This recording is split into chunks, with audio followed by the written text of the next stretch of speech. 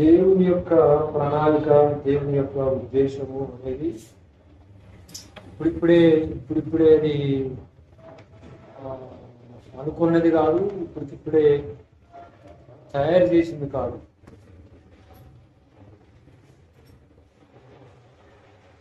మనం దేవుని పిల్లలంగా ఉండటానికి భూమికి పునాదులు వేయబడక మునిపే, ఈ భూమిని ఆకాశాన్ని సృష్టించక మునిపే ఎఫెసీ పత్రిక 1వ అధ్యాయం 4వ వచనంలో తన కృపా మహిమకు కీర్తి కలగాలని, తన కృపా మహిమకు కీర్తి కలగాలని తన చిత్త ప్రకారమైన దయా సంకల్పము. ఏ సంకల్పము అంటే దయా సంకల్పము, దయతో కూడిన సంకల్పము. ఏమిటి దయతో కూడినటువంటి సంకల్పము అంటే ఆ కింద వచ్చిన చెప్తాడు. ఏంటి ఆయన దేవుని సంకల్పము? దయా సంకల్పము. యేసు క్రీస్తు ద్వారా తనకు కుమారులను స్వీకరించాలి.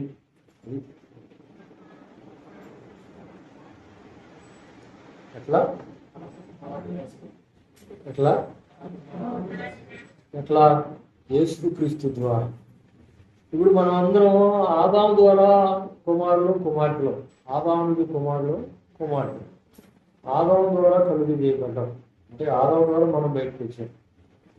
ఈ ఆదాము సంతానమైనటువంటి ఈ ప్రజల్ని తను స్వీకరించాలని, తను స్వీకరించాలి. స్వీకృత పుత్రులు అనదు, లేక దత్తపుత్రులు అనదు. దత్తపుత్రులు, స్వీకృత పుత్రులు అంటే స్వీకరించడం లేక దత్తత తీసుకోవడం. ఆయన పరిశుద్ధుడైనటువంటి దేవుడు, మనం మానవుడు. మనకి ఆయనకి సంబంధం ఏంటి? అసలు ఏ కోశాన మనకి ఆయనకి సంబంధమే లేదు. అయితే ఆయన ఆ లింక్ చూడండి ఎలా ఉంటుంది, ఎలా కలిపాడు చూడండి. లింకు ఎలా కలిపాడు? లింకు యేసు క్రీస్తు ద్వారా, ఆయన యేసు క్రీస్తు లోకంలోకి వచ్చి ఆయన ద్వారా, ఆదాము ద్వారా కాదు. ఆదాము ద్వారా అయితే మానవ జాతిది, నరజాతి, మానవ జాతి. కానీ మానవ జాతిని కాదు, ఆదాము ద్వారా, యేసు క్రీస్తు ద్వారా తనకి, యేసు క్రీస్తు ద్వారా మనం తండ్రికి కుమారులను కుమార్తెలు. ఇప్పుడు దేవుడు ఆదామును కన్నాడు, ఆదామును సృష్టించాడు. యేసు ప్రభువును కూడా నేడు నేను నిన్ను కని ఉన్నాను అన్నాడు. నేడు నేను నిన్ను. ఆయన దేవత్వంలో ఒకడు, దైవత్వంలో ఒకడు, త్రిత్వంలో ఒకడు. అయితే యేసు ప్రభు వారు శరీరుడుగా ఈ లోకానికి రావటానికి ఉన్నటువంటి కారణం ఏంటంటే, మనలను చెడిపోయి పడిపోయినటువంటి మనల్ని దేవుడి స్వరూపంలో చేయబడి చెడగొట్టుకొని పతనమైపోయినటువంటి మానవ జాతిని మరలా స్వీకరించడానికి, స్వయోధ్య కుదిరించుకొని మనలను తన పిల్లలుగా చేసుకోవడానికి యేసు క్రీస్తుని లోకంలోనికి తండ్రి అయిన దేవుడు పంపించాడు. యేసు ప్రభు వారి ద్వారా మనం దేవునికి కుమారులు కుమార్తెలు కావాలి. టెస్టిమెంట్ లో 3 ఉదాహరణలు ఉంటాయి. హెబ్రీయులకు రాసిన పత్రిక 2వ అధ్యాయము 11, 12. పరిశుద్ధ పరచు వారికి పరిశుద్ధ పరచబడి వారికి అందరికి ఒకటే మాలో ఏదైనా బ్రదర్స్ అని పిలవడానికి ఎవరు మన సహోదరులను పిలవడానికి సిగ్గుపడలేరు. ఎందుకన్నాడు ఆయన అంటే, ఆయన శరీరధారిగా లోకంలో ఉన్నాడు కాబట్టి మనలను తన ద్వారా తండ్రికి లింక్ కలపడానికి, యేసుక్రీస్తు ద్వారా లింక్.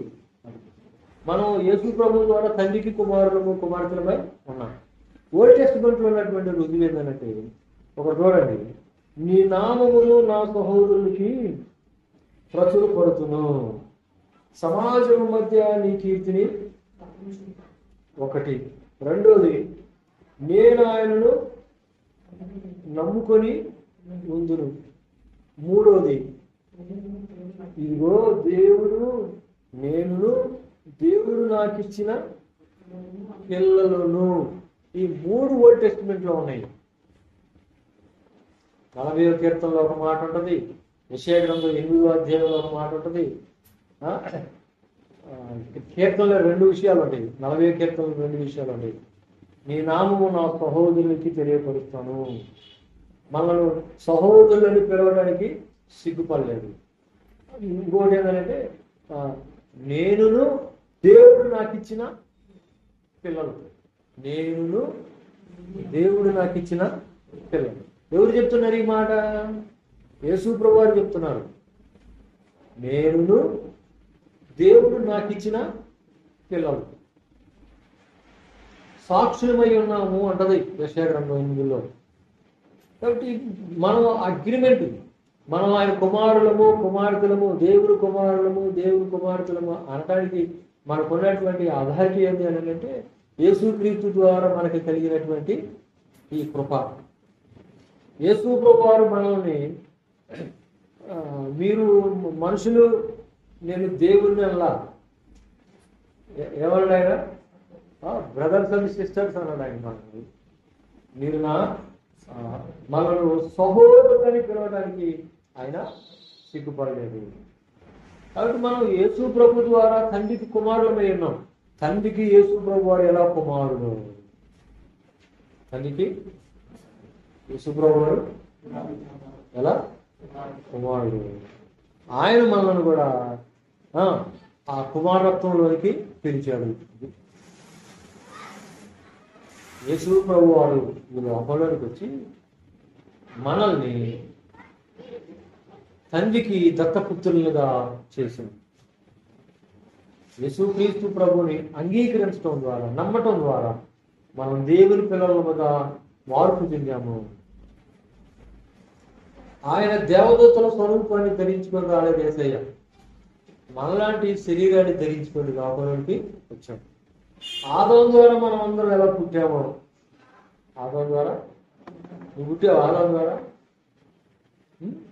అది ఎంత వాస్తవం? అలాగనే కడపటి ఆదాము వాడైనటువంటి యేసుక్రీస్తు ప్రభువు ద్వారా కూడా మనము జన్మించాలి. ఆదాము ద్వారా ఆ జనన, ఆ సంక్రమణ, ఆ జనన క్రమము ఎలాగో వస్తూ వచ్చిందో ఇప్పుడు కడపటి ఆదామైనటువంటి యేసుక్రీస్తు ప్రభువు ద్వారా మనం దేవుని కుమారులుగా అంగీకరించబడతాం. ఆదాము కుమారత్వంలో నుండి ఇప్పుడు మనం దేవుని కుమారులోనికి వెళ్తాము. ఆదాములో నుండి మనం ఎలా వచ్చామో ఇప్పుడు యేసుక్రీస్తులో నుండి మనము అలా వచ్చాము. ఆదాము ద్వారా వచ్చినటువంటి మనం నరజాతిలో మానవులమై ఉన్నాము. ఇప్పుడు మనం యేసుక్రీస్తు ప్రభు ద్వారా వచ్చాము. కాబట్టి మనం ఏమైనా అంటే ఆయన తండ్రికి కుమారులు కుమార్తెలు. యెషయా గ్రంథం 53వ అధ్యాయంలో ఈ మాట ఉంటుంది. ఏమంటుందంటే, అతడు ప్రాయశ్చిత్తం చేయగా అతను సంతానము చూచును. 53వ అధ్యాయం. అతని సంతానము చూచును. 10వ వచనం. అతను నలుగురులకు యెహోవాకు ఇష్టమాయెను.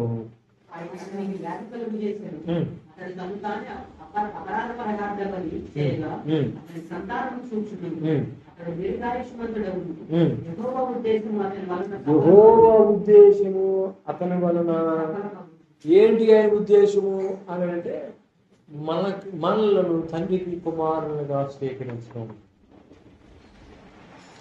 దేవునికి పిల్లలుగా స్వీకరించడం.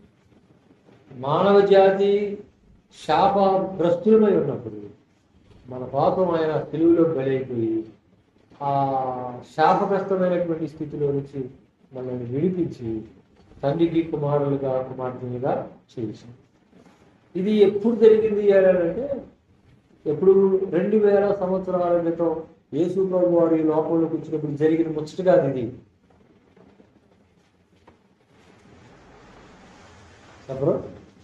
యేసుక్రీస్తు ప్రభు వారు 2000 సంవత్సరాల క్రితం ఈ లోకానికి వచ్చినప్పుడు జరిగిన ముచ్చట కాదు ఇది. ఈ సంభాషణ ఎప్పుడు అంటే జగత్ పునాది వేయబడక మునిపే అంటారు.